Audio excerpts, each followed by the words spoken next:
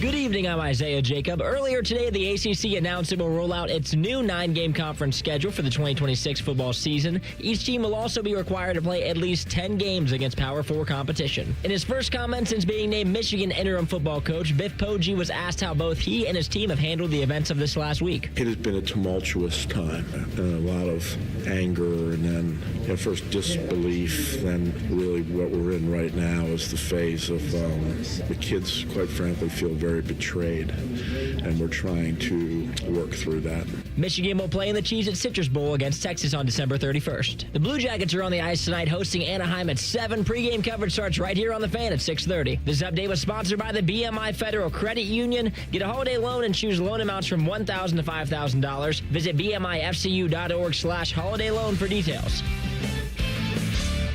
Ring it up for Ohio State. You've waited all day for this. He's going to take it to the house. 85 yards. Down the right side going Devin Smith. Got it at the 5 and into the end zone. Touchdown. The one show that's nothing but the Buckeyes. Oh! Grab record for the touchdown. Grab shoots it high on the right for 3. This is the Buckeye Show. Welcome to the Buckeye Show. I am Dave Biddle. I am joined by Patrick Murphy. We have producer Isaiah Jacob at the controls. You guys are like, wait, what is this show? Yeah, Beamer's off. Rhyme time's off. So you guys are stuck with us, but the good news is not for that long. We're only going to be with you for about a half hour. Patrick's going to turn his microphone on. There we go. There we go. How you doing, Pat, and how you doing, Isaiah? Good. It's I said this to Beam yesterday. Like, it was weird this weekend not having a full slate of football. It was nice not to be working, but just, I'm still getting used to, like, not the regular routine of game week every week, right? It is interesting. Isaiah, how you doing tonight, my friend? I'm doing good. It makes it more exciting. Like, it makes me want this weekend to happen quicker. So I'm excited for that. I know. I can't wait. We have a game Friday night, CFP game. Then we have 3 more on Saturday. Let's go. Yeah. And if you're a Buckeye fan, you look at the A&M Miami game. People have different opinions. Most people say they'd rather play Miami than A&M, especially with the game being in the state of Texas. Not that Ohio State hasn't done that recently in the CFP, play a team from Texas in Texas. But, like, you look at it, like, I think most Buckeye fans would probably want, like, a 10 overtime game, Patrick. Yeah. I mean, the thing is, there's enough time between the two that they have time to recover. But, yeah, I think you want this to be as competitive as possible. You want it to be hard-hitting. Not that you are rooting for anyone to be hurt at all, but you just want a good physical game, A, for the entertainment value, but B, you also want these guys to have to compete. You don't want it to have to look like what Ohio State did to Tennessee last year, where it's like, oh, A&M is just clearly head and shoulders above them, and the second half you can play back up. I mean, Julian Sayin got in that game as the third-string quarterback. I forgot about that. Good call. Yeah, so you don't want that. You want them to have to go out and both teams to compete, and the winner to be decided in the fourth quarter, so that, but the flip side of that is, as we saw last year, now the first round the quarterfinals and the byes are obviously handled differently, but playing a competitive game in between the conference championship weekend and the quarterfinals, I think benefited a team like Ohio State going up against Oregon. Oregon hadn't played in basically a month, and Ohio State had gone out and had to, get up for that Tennessee game and then do what it did. So, it's all about how you handle it. And we've seen this before. You saw it in the BCS era. You saw it in the 14 playoff era. Like, how teams handle it, how they get ready for those games when you have this big of a break, which I think is something they need to figure out a different way to do this, but that's a different topic. I think that really makes a difference in these long layoffs. Yeah, I mean, like, I do believe, and I think the results prove it, Ohio State was the best team in the country last year. But, like, I'll tell you, I'm a huge believer in the mental side of sports. And, like, who knows? Like, if that Michigan game didn't knock them down, who knows what would have happened. We're going to get to it in a minute if the Indiana game might have been actually a good thing this year. I know, spin doctoring Hall of Fame right here. But you look at it last year, like, they also had the revenge factor when they played Oregon. So it was like a perfect storm, or if you're Oregon, like the worst storm possible, because you had the best team in the country now more motivated than they've ever been. And as you said, they're now coming off a dominant win over a Tennessee team that came in. Ohio State was slightly favored, but a lot of people thought Tennessee was going to win that game, including all the Tennessee fans that came up here and nicknamed our stadium Neyland North. So the Buckeyes had all the momentum, and then they went into that with the revenge factor. Yeah, that's the thing. Like, at least, like, you look at it this year, Miami might have the revenge factor from 23 years ago in the national championship game, but it's not, like, going to be so fresh. So I'm confident Ohio State's going to beat whoever they play in the quarterfinals, but really, really looking forward to seeing those two teams play this weekend. Yeah, and I think, you'll get a sense of kind of where they are. The Miami hasn't played really a competitive game in a while. Obviously, Texas A&M just played Texas not too long ago. But speaking of an not competitive game. Yeah, right. So I think it'll be, we were talking about again last night, like that's the game I think, at least from an Ohio State perspective, you're most interested in because you want to get a sense of what these teams are going to bring in the quarterfinal. But, we talking about that layoff, I mean, you hear it even in the NFL with just 1 week for the team, the top two, I guess it's the top two right now that they get the first round buys. It used to be the top two teams.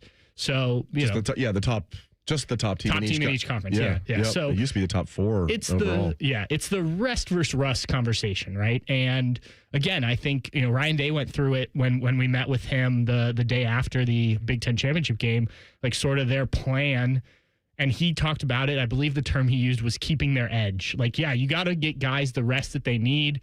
Obviously guys like Jeremiah Smith, Carnell Tate, Brandon Innes, but everybody's dealing with something right now, right? So there's a good element of getting that time off, getting your body time to recover, but then you got to get it back up because this quickly becomes, if it not the most important game of the year, maybe the second most important game of the year. So like you're going from not playing for 3.5 weeks to this is real football. It's not like you get a tune-up game. Yeah, no doubt about it. All right. Now, again, like I said, I almost don't like bringing this up because it just feels like it's spin doctoring, but I actually believe it. I think the Indiana, we don't know for sure. I think the Indiana loss might prove to be actually a good thing for this Ohio State team. They had won so many games in a row. Everybody was telling them how great they were. They're still the betting favorite to win it all. Now, it's actually, the odds have gotten better after the Indiana game. Oh, wow. I checked right after the Indiana game, found updated odds that still had Ohio State as a favorite. And then I looked the next morning, and they had improved despite Ohio State losing to Indiana. So not as good as they were before the game, but I hear you. You're right. Right after the game, because it was were they plus 170 or something? Yeah, I forget what good it was. And now it's closer to 2-1. So they're still the favorite to win it all. And again, it sounds like spin doctoring, but the mental side of sports are so important. Now Ohio State has people doubting them. They have you listen to a lot of the national shows. Or you read national writers are yeah, Ohio State will probably win their quarterfinal game, and then Georgia's going to beat them in the semifinals. Again, not everybody's saying that, but man, this is exactly what I think Ohio State might have needed. And obviously, you'd like to win all three. Those are your three major goals: beat Michigan, win the Big Ten, win the national championship. But let's be real, Patrick. I mean, the major goals of national championship. Number 2, beat Michigan, and then it's a few rungs down from that is the Big Ten championship, in my opinion. So I think it might have been a good thing for him. I definitely think it can be if you use it the right way. I think that's the way I'm looking at it, because I think had you won that, you could have ridden the momentum of undefeated season. We've accomplished 2 of our 3 goals. Most of these guys were here last year, so they know what the college football playoff's going to be. We've done the 2 things we didn't do last year. Now let's finish the job. But you're also going to hear how great you are, just like Indiana's hearing about it right now. You're the number 1 team in the country. You're undefeated. Do you go out in practice and give it everything you've got when you're starting to, maybe buy into the hype a little bit? Do you go on the film and look at, say Ohio State, say Jaden Fielding makes that field goal, right? You tie it up, and then whether it goes to overtime or whatever, you win the game. It's a close game, just like it was for Indiana. Do you go in and look at, okay, what was going on the offensive line that allowed Indiana to get those 5 sacks in the first 2.5 quarters? What was the issue in the red zone? Do you dial in as much on that stuff if you somehow pull out a win? And Ryan Day talked about that too. I think you hope that you do. You hope you can learn as much from a close win as you do from a loss. But sometimes that loss, as you mentioned, we've seen it. It's not just last year against Michigan. We've seen it lots of times in sports. Sometimes a loss is a good thing. They're 3 wins away from history. Yeah. 0, as we all know, 0 Ohio State teams have ever repeated as national champs, and they'll be favored whoever they play, Texas A&M or Miami. They win that game. They'll be favored over Georgia in Phoenix, Glendale technically. Mm-hmm. Do you agree with that? Slightly favored. Yeah, I would think so. And then even the number 2 team in the country. Yeah, and then even in a rematch against Indiana, I think they'll be favored. If they play Indiana or if they play listen, man, I think Texas Tech has a good chance of getting through there. Oregon, I think anyone, and I think Indiana is the real deal and then some. Like, I'm not one of these, like, I'm not really buying it. Is anybody out there still saying they're not buying Indiana? Like, come on. I think any one of those three teams can get through, but yeah, I like that Ohio State, they're not only 3 wins away, they're going to be favored in all 3 games if they're fortunate enough to play in all 3 games, Patrick. Yes, I think it will be a clear, there's a clear path to doing what you said and making history, and you should be able to get that done, at least if we look at the odds and what we think. What do you think if it ends up being Ohio State, Georgia, Indiana, Oregon in the semifinals? That's awesome. And you've got Ohio State wins one of the 2 so you've got 2 Big Ten teams in the national championship. You only had 1 SEC team make it to the semifinal. If that means a 3rd straight year you get a Big Ten national champion, regardless of how it goes. And I think you can make the argument that the middle of the SEC probably has more talent, just given the recruits that are in their backyards down there. But I think the Big Ten has caught up pretty quickly, I think, with the SEC. If the goal is to win a national championship, you've now had 3 straight, and in that scenario, you'd have 3 teams in the semifinals. That's pretty good in my estimation. Now, I don't think, guys, we're going to have a 12-team playoff for long. But if we did, let's say the 12-team playoff, Patrick and Isaiah went for like another 10 years. I don't think we'd ever have another year where any other conference had the number 1 seed, the number 2 seed, and the number 5 seed. What do you guys think? Yeah, I mean, I think if that existed, if the 12-team existed when the SEC was really rolling, like, when you had, before Georgia got to national championship level, but was consistently a top 10 team, you had those LSU years where they faced Alabama. Florida, obviously, has had the year. So you might have been able to have it before, but it wouldn't happen very often. I think too, like, there's not going to be many opportunities from here on out where the 1 and 2 seed are going to play in a conference championship game and neither get punished. Because realistically, the Big Ten champion and the SEC champion, moving forward, more than likely, you're going to be the 1 and 2 seeds. But getting an opportunity, kind of like we did this year, where Indiana and Ohio State played essentially in a no-states game where neither of us dropped past 2, I don't think that's very likely happening again. I think pretty much from here moving forward, there's probably going to be one team from the Big Ten at the 1 spot or the 2 spot, and the SEC will be crowned the other one. All right, my friends, who is going to be the next head coach at Michigan? We're going to talk about that next. This is the Buckeye Show. The sound of Paul Keels calling a Buckeye game is erotic. Oh, yes. Your home of the Buckeyes, the Fan, Ohio sports destination. 2 hours ago, Kyle arrived at the bar. Hey, what's everyone drinking? 30 minutes ago, Kyle got his friends another round of drinks. Cheers. 5 minutes ago, Kyle decided to drive home drunk. A minute ago, a law enforcement officer pulled up behind Kyle. Sir, have you been drinking tonight? A chain of events that began 2 hours ago is about to change Kyle's whole world. Drive sober or get pulled over. Paid for by NHTSA. With Steel, batteries are included. This holiday season, give a gift that's ready to go right out of the box. For everything from cleaning up the yard to cutting up firewood, Steel tools check off the wish list and knock out the to-do list. And right now, buy select battery tool sets and get a free extra battery. Visit SteelUSA.com for holiday deals and gift ideas. Happy holidays from Steel. Offer valid for a limited time only at participating dealers while supplies last. Don't miss a minute of the Ohio State football postseason presented by CareSource, Kroger, and Spectrum. Celebrate the culmination of the 2025 season with all of Buckeye Nation and follow along on the official athletic site. From the opening postseason kickoff to the final whistle in Miami, we have you covered. It's the 2025 Ohio State football postseason presented by CareSource, Kroger, and Spectrum. Visit ohiostatebuckeyes.com/postseason central 2025 now for more information. Go Bucks!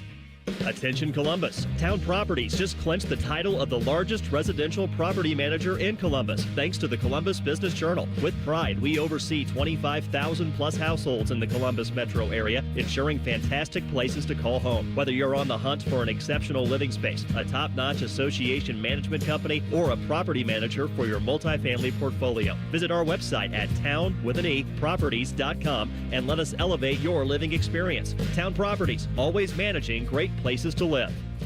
The 2026 Buckeye Cruise for Cancer sets sail on the Silver Sea Silver Ray. It's an intimate ship with an even better experience. It's all-inclusive of beverages, shore excursions, taxes, and gratuities. Sail to bucket list ports like the Grand Turk, St. Martin, and St. Thomas. With Buckeye greats including Ryan Day, Bobby Carpenter, A.J. Hawk, the Boren Brothers, Ezekiel Elliott, Ryan Shazier, and more. Sailing from Fort Lauderdale, February 17th through the 24th. Call 614-792-6204 to book today. They're trained. They're prepared. Let's do it. They're Ohio's undefeated plumbing, drain, heating, and cooling team. And they're here to tackle your problems. For plumbing, drain, heating, and cooling, there's only one team. The Waterworks. Better care, better value, better results. Call the Waterworks at 614-232-2222 or visit them online at thewaterworks.com. A proud sponsor of Ohio State Athletics. T-Bone and Tybus. I mean, we can just stay with Alabama. Like, we don't have, I can pretend like I'm an Alabama fan. They do. And we need to stop acting like they some great team. They're not good. T-Bone and Tybus Mornings on the Fan is sponsored by Awaken 180 Weight Loss. New creamy parm pizzas are now at Donato's. A decadent new sauce on 2 delicious new pizzas. Try the crave-worthy chicken veggie parm with roasted chicken, fresh veggies, and that rich, creamy parm base. Or the savory bacon spinach parm, where smoky bacon meets fresh spinach for parm pizza perfection. Craving something different? Create your own creamy parm pizza today. Donato's. Gotta love more. Picture it. Your holiday table, the family cooking together, the scent of golden brown bread, rosemary from roasted potatoes, and a salad so crisp it snaps, spiced cider in every glass, laughter around every plate. At Kroger, we know these moments matter, and we make it easier to bring them to life with quality that's affordable in every aisle. This season, don't just host, make every moment unforgettable. Kroger, fresh for everyone. Fan weather. From the Logan AC and Heat Services Weather Center. Mostly cloudy skies, light winds and temperatures in the 30s, but we're dry on this Tuesday. Overnight down to around 30 degrees with partly cloudy skies and a bit of a breeze. Back up to around 40 with some sunshine on Wednesday afternoon. With your 10 weather impact forecast, I'm Chief Meteorologist Jerry Martz on The Fan. We're very close to Buckeye football. Very close. Uncomfortably close. You're listening to The Buckeye Show. Yeah, we're just a little over 2 weeks away from that quarterfinal. Sneaking up on us, Patrick. I'm Dave Biddle, joined by Patrick Murphy, Isaiah Jacob at the controls. This is the Buckeye Show. Beamer has the night off. All right, let's get into it. Who's going to be the next Michigan head coach? First of all, we don't know, but we're going to opine, and we're also going to give you the betting odds. So, like, Jedd Fisch is your favorite, and he's getting almost 2-to-1 odds. Like, you know, so it's, or excuse me, 1-to-2 odds. He's almost getting like minus 200. It's like minus 170 for Jedd Fisch. He's your favorite. Kenny, he's obviously a former Michigan assistant coach, now the head coach at Washington. Kenny Dillingham, who I really like for now, assuming something doesn't happen at Arizona State, is your number 2 favorite. Is John Gruden on the list somewhere? Yeah, he is, Patrick. He's like the 7th, has the 7th best odds. But that'd be something. Jedd Fisch and Kenny Dillingham and Kalen DeBoer's on there, even though he said he's staying at Alabama. Of course, Nick Saban, like 2 days before he took the Alabama job, said, I'm not going to be the Alabama coach. So when coaches say anything at press conferences, you got to take it with a grain of salt, my friends. But Patrick, if you're a betting man, which you're not, who do you think is going to be the Michigan head coach? Dave, I have no idea. I really don't. And like the Jedd Fisch thing, okay, he was an assistant briefly there, but he's also moved around a lot. He was assistant for the Rams too at one point. Like he did a lot of jobs, coming up in short periods of time. So, is he interested in moving within the Big Ten? I don't know. And I think with anybody, like, Michigan in a vacuum, that's a good job, right? Probably top 10 nationally. Beam and I talked about this last week, and that's kind of where we landed. But with everything going on, the sign sealing stuff, I mean, you can go back to Juwan Howard at the basketball program. Now all this, the Matt Wise stuff with the FBI looking at his computers. Like, do you really, if you are an established head coach and the job is good to great, Are you really looking to make that jump to Michigan right now? And it's got a decent roster, but we all know what can happen real quickly if the players don't like what they do. If you lose Bryce Underwood all of a sudden, like, what do they already had one quarterback jump in the portal. So I don't know. Like, this could be a case where Penn State was. Now, Penn State ends up backdooring back where they probably should have been with Matt Campbell. Yes. But if you're Michigan, like, you may be looking at names where when they pop up, when they're reported, oh, hey, he's become a favorite, you got to Google that name because you may have to go down that list quite a bit to find a guy. Maybe there's someone out there that's like, hey, this job's too good to pass up. It's an opportunity to coach at Michigan, and I can turn this thing around. And I know these guys have a lot of confidence in their abilities as coaches, but I'm not going to go full dumpster fire because, again, that roster is pretty good. But it's not far off. I mean, it was a 9-win team, but there's just a lot going on behind the scenes that you're going to have to deal with. Eli Drinkwitz was the latest name. Yeah, I've heard that one a little bit. Yeah. Just out there. That's like, maybe that's appealing to him. But again, you've got Missouri. You're in a tough SEC. I get that. But you've got Missouri in a pretty good spot. You don't have much pressure with that job, right? If you take Michigan, you're playing Ohio State every year. Right. And I mean, I know he did a good job playing against an Ohio State team that had no care in the world, but they will care the next time if he's the Michigan head True coach. freshman Lincoln Keenholt's out there. How about you play Julian Sayin in this loaded team, Eli? Yeah, so I just don't know. I don't know. And I know I've seen reports like they'd like to have it done by January 2nd in order to, when the transfer portal opens, have a guy there to try and make sure you keep your guys and bring new guys in. But this just seems, do you get the guy that is your long-term guy, or do you just find somebody who can stabilize things for a couple of years? One name that comes to mind when that is, and I have no idea what he's thinking, is what's his name who just left Utah?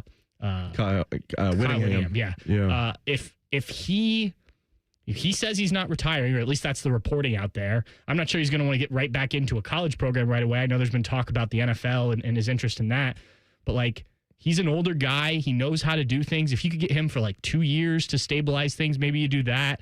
You could keep the interim coach for a year if you don't find a good candidate. Biff Poggi. I think let's get that campaign started. What do you think, Isaiah? I'm liking that. There we go. Let's get Biff. I heard he's the most interesting man in college football. His press conference yesterday that I came out, what might have been one of the most sad things I've ever heard. It was just it sounded like their program was just deteriorating. He was talking about, we're just here putting our arms around guys, and everybody here essentially feels betrayed. It was in the top of the hour. I played one of the in the update, one of his quotes that said, "We're just all the whole team felt betrayed," and it sounds horrible up there. So I imagine that any coach that's trying to take over that job watched that press conference and was like, vibes are down. Well, and the thing is, it's not like they're done for the season. They're going to go play Texas. I know it's not a playoff game, but that's just a pretty big game for two big brands that want to, at least go into the offseason with some positivity here. And you got to do it with all this going on in the background. And it feels like Texas is going to be more motivated. Typically, neither one of these teams care. At least, Texas is thinking, okay, this is a springboard to next year. They were 9-3. They're mad. They feel like they should have got in. Yeah, they're wrong, by the way. I know, and I've talked about that. I understand their argument. They're like, listen, if we didn't play Ohio State and we played Bowling Green, name a MAC school. Sorry, Eddie George, or a lower tier MAC school this year. All right, do you want to do Eastern Michigan instead? Okay, we'll do that. Let's say they played Eastern Michigan instead of Ohio State and they win that game, and then everything else in their schedule is exactly the same. Does that 10-2 Texas team get in? Yes, but that's not what happened. As you mentioned, Pat, we talked about this on Bucknuts, yeah, okay, but you don't know for sure they would have won that game against Eastern Michigan. Would they have? Yeah, 99.9, Or do they win every other game? Can you say that it plays out the same way? Do you lose another one in SEC play or something? And look, the biggest thing, we know this. Don't lose to Florida. That's what did it for you. 10-2 with a loss to Ohio State. And I don't remember what was their other loss? Alabama, Georgia, one of those teams. That gets you in. Don't lose to a bad SEC team. And on top of that, they barely beat bad teams. They barely beat Kentucky. That's another thing that doesn't get talked about when you're talking about hey, we're the first team since 2019 LSU to beat 3 top 10 teams. It's 2019 LSU went undefeated and dominated almost everyone they play, including Clemson in the national championship game. Like, you aren't 2019 LSU. You're 2025 Texas, who lost 3 games, including one to Florida. Like, yeah, I know you had some good wins, but you have to look at everything, and that's what the committee does. I'll be surprised if we have, no, who knows? Again, I think the 12-team playoff is going to last for another year. We'll see if it lasts like further than that. I'll be surprised in the 12-team playoff era if a 3-loss team gets in who's not playing in a conference championship game. Obviously, we have Alabama in this year because they weren't going to have 10-2 Alabama, who they had in, lost 28-7, which probably was better for Alabama than the way it looked. That game looked like more was like 49-0. They weren't going to drop Alabama when they already had them basically in. So I think if you're a 3-loss team, it better be you lost to like the 1, 2, and 3, and your 9 wins are all quality wins. I just don't see a 9-3 team getting in. No, at any point. No, I mean, it's odd. I mean, I guess there's the possibility at some point, but and you have Alabama, like you said, and by the way, Texas's other loss was to Georgia, 35-10, so it wasn't remotely close. It was at Georgia, but yeah, I think. Look, I was listening the other day to our friends Bill Landis and Doug Laborice on their podcast, and Doug made a really good point that this 12-team playoff is where we want to be, where you have a perfect balance of you're getting teams in that you want to get in.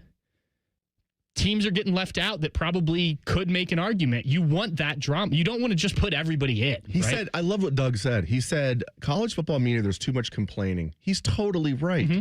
Now, is everything perfect? I think he said it's perfect the way it is. I don't know if I'll go that far, but I don't totally side with what he was saying. Like, there's too much everybody just like wants to complain about college football. I don't know. Looks like it's pretty good to me. Yeah, and I get it. And if you're Notre Dame, if you're a Notre Dame media person, if you work for Notre Dame, you're a Notre Dame fan, you're pissed, right? Especially with the way the committee did it in the rankings. I think you can make arguments, but we want that debate, right? We don't want to be debating between the 65th team like we do sometimes in college basketball. College basketball is a whole different world. And, the NFL, like, are the best teams always in the playoffs? Doug brought this up. No, because it's based on division and conference and everything. You don't just take the best teams and put them in. It's the same in every sport, right? Unless you want to go European soccer and just have everybody play everybody, you're not going to get... You do want to do that. Well, that'd be a lot of games, given how many people play in the FBS. Yeah. I can't do that math. You don't want to do that? What about just like the Power 4 or just Big Ten SEC? You're still playing a lot of games. I know. But I like a lot of football. I thought it was a really good point by Doug on that. And I do agree. Like, I mean, we do complain. That's half of what we do, right? We analyze, we talk, and we complain. But I do think this college football playoff, they've got a pretty good thing going right here. It did seem like there was a lot more, like 95% of college football reporters were just complaining after the selection show. It's always the same, though. I mean, think back to the first playoff game, or the first playoff, the 14 playoff, when they're debating about Ohio State getting in. There's always something. I didn't think there was much debate there. You're talking about Baylor or TCU. What's funny, if there was any debate there, Ohio State quickly proved that Ohio State was deserving to be in that playoff. All right, that is our show for tonight. Thank you very much for joining us. For Patrick Murphy and Isaiah Jacob, I am Dave Biddle. Up next on The Fan is pregame coverage of the Blue Jackets, who are hosting the Anaheim Ducks. This has been the Buckeye Show. The Buckeye Show is sponsored by CareSource, proud to be your home for Ohio State athletics. The Fan.